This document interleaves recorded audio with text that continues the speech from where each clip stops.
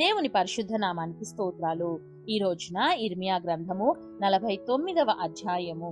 ఈ అధ్యాయంలో 39 వచనాలున్నాయి.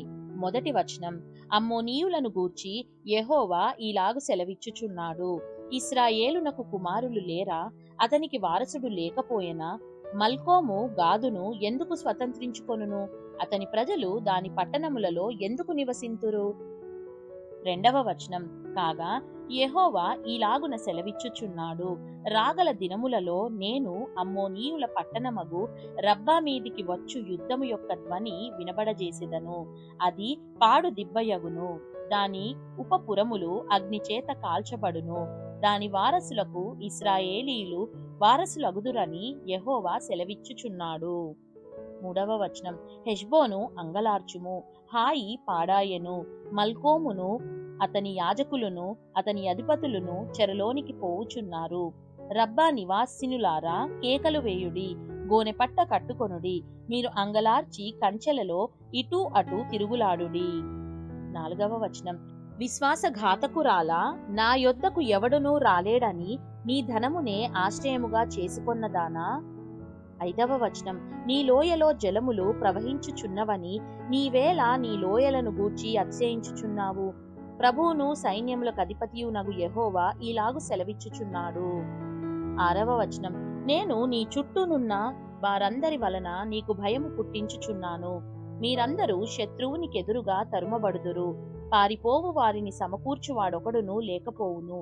అటు తరువాత చెరలోనున్న అమ్మోనీయులను నేను రప్పించెదను. ఇదే యెహోవా వాక్కు. ఏడవ వచనం, సైన్యములకు అధిపతియగు యెహోవా ఏదోమును గూర్చి ఈలాగు సెలవిచ్చుచున్నాడు, తేమానులో జ్ఞానమిక నేమియూ లేదా? వివేకులకు ఇక ఆలోచన లేకపోయెనా? వారి జ్ఞానము వ్యర్థమాయెనా? ఎనిమిదవ వచనం, ఏశావును విమర్శించుచు నేనతనికి కష్టకాలము రప్పించుచున్నాను. దదానీయులారా పారిపోవుడి, వెనుకకు మల్లుడి, బహులోతున దాగుకొనుడి. తొమ్మిదవ వచనం, ద్రాక్ష పండ్లు ఏరువారు నీ యొద్దకు వచ్చిన ఎడల వారు పరిగెలను విడువరా? రాత్రి దొంగలు వచ్చిన ఎడల తమకు చాలునంత దొరకు వరకు నష్టము చేయుదురుగదా? పదవ వచనం, నేను ఏశావును దిగంబరినిగా చేయుచున్నాను. అతడు దాగియుండకుండునట్లు నేనతని మరుగు స్థలమును బయలుపరచుచున్నాను. అతని సంతానమును అతని స్వజాతి వారును అతని పొరుగువారును నాశనమగుచున్నారు. అతడును లేకపోవును.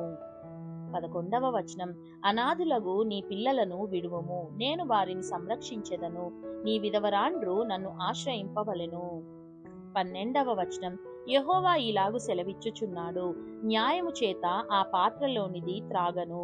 రానివారు నిశ్చయముగా దానిలోనిది త్రాగుచున్నారే, నీవు మాత్రము బొత్తిగా శిక్ష నొందకపోవుదువా? శిక్ష తప్పించుకొనక నీవు నిశ్చయముగా త్రాగుదువు.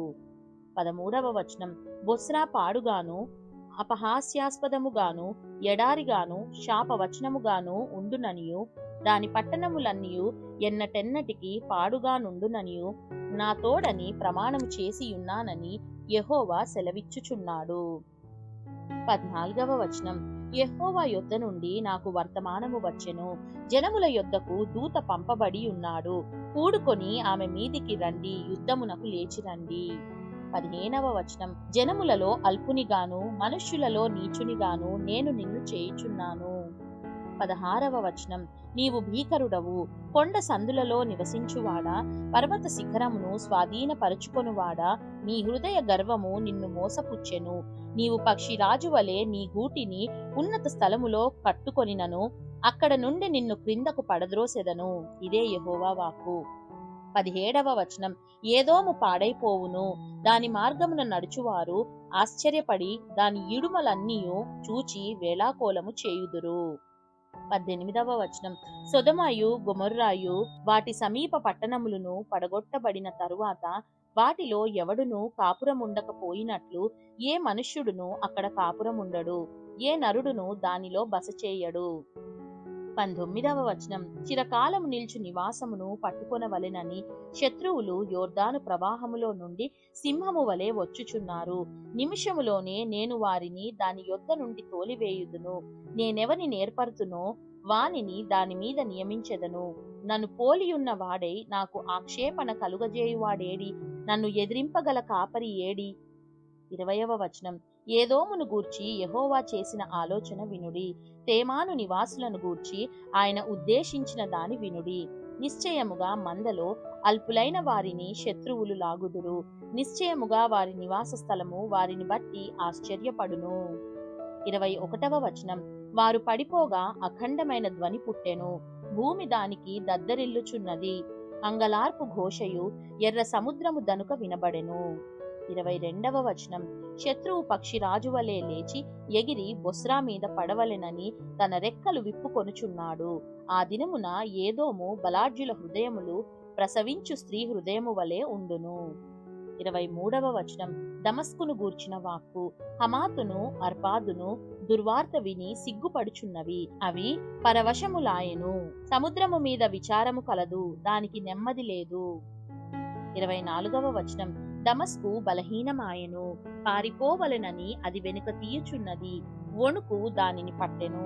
ప్రసవించు స్త్రీని పట్టునట్లు ప్రయాస వేదనలు దానిని పట్టెను. 25వ వచనం. ప్రసిద్ధిగల పట్టణము బొత్తిగా విడువబడెను. నాకు ఆనందమునిచ్చు పట్టణము బొత్తిగా విడువబడెను. 26వ వచనం. ఆమె యవ్వనులు ఆమె వీధులలో కూలుదురు.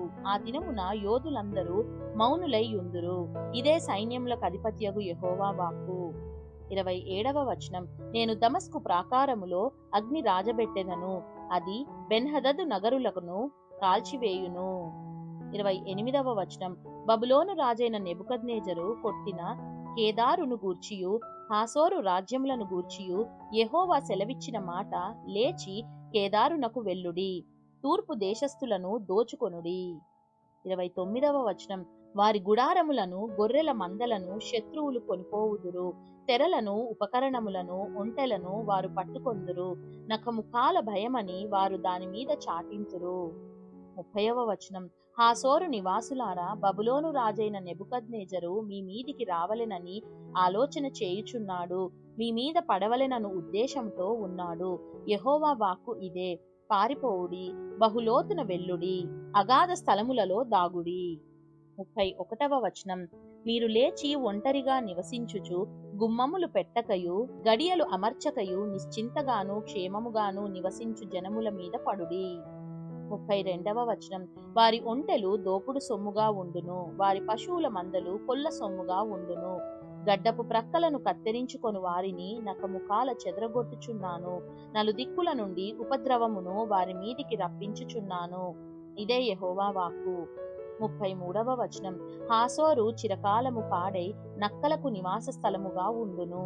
అక్కడ ఏ మనుష్యుడును కాపురముండడు, ఏ నరుడును దానిలో బస చేయడు. 34వ వచనం. యూదారాజైన సిద్కియా ఏలుబడి ఆరంభములో యెహోవా వాక్కు ప్రవక్తయైన యిర్మీయాకు ప్రత్యక్షమై ఏలామును గూర్చి 35వ వచనం. ఈలాగు సెలవిచ్చెను. సైన్యములకు అధిపతియగు యెహోవా సెలవిచ్చినదేమనగా, నేను ఏలాము యొక్క బలమునకు ముఖ్యాధారమైన వింటిని విరుచుచున్నాను. 36వ వచనం. నలుదిశల నుండి 4 వాయువులను ఏలాము మీదికి రప్పించి నలుదిక్కుల నుండి వచ్చు వాయువుల వెంట వారిని చెదరగొట్టుదును. వెలివేయబడిన ఏలాము వారు ప్రవేశింపని దేశమేదియూ నుండదు. 37వ వచనం. మరియు వారి శత్రువుల ఎదుటను వారి ప్రాణము తీయజూచు వారి ఎదుటను ఏలామును భయపడజేయుదును. నా కోపాగ్ని చేత కీడును వారి మీదికి నేను రప్పించుదును. వారిని నిర్మూలము చేయు వరకు వారి వెంట ఖడ్గము పంపుచున్నాను. ఇదే యెహోవా వాక్కు. 38వ వచనం. నా సింహాసనమును అచ్చటనే స్థాపించి ఏలాములో నుండి రాజును అధిపతులను నాశనము చేయుదును. ఇదే యెహోవా వాక్కు. 39వ వచనం. అయితే కాలాంతమున చెరపట్టబడిన ఏలాము వారిని నేను మరలా రప్పించెదను. ఇదే యెహోవా వాక్కు. దేవుడు చదవబడిన పరిశుద్ధ వాక్యాన్ని మనందరి వినికిడిలో దీవించి మనల్ని ఆశీర్వదించునుగాక. ఆమేన్.